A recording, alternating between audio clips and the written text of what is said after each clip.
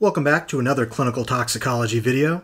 I'm Dr. Suchard, and we're talking this time about protamine, which corresponds to the Antidotes in Depth chapter A19 in Goldfrank's Toxicologic Emergencies. The learning objectives are to be able to explain the mechanism of action of protamine when used as an antidote for heparin, and to outline a dosing regimen. Protamines are proteins containing multiple basic amino acids, and therefore carry multiple positive charges. This slide shows 3 different representations of protamine's chemical structure, so you can take your pick which one you like best. But no matter how you slice it, there's a whole lot of arginine, and each of those arginine side chains is going to be positively charged at physiologic pH. This is in contrast to heparin, which is a mixture of variable length sulfated saccharide polymers which carries multiple negative charges.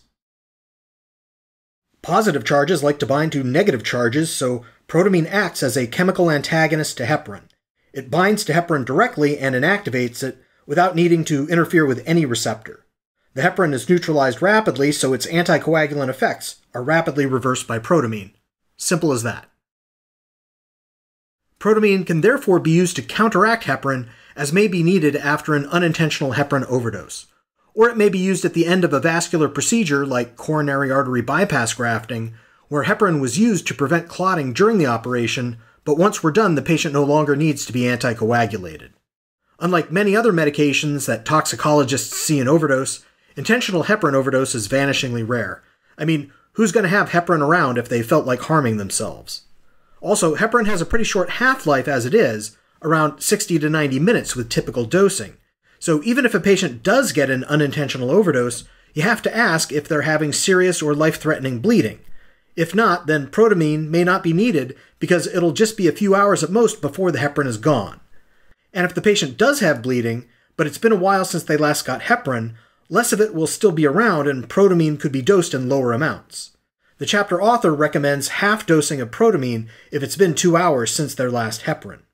So this immediately raises the question of what the normal protamine dosing ought to be if you need to use it.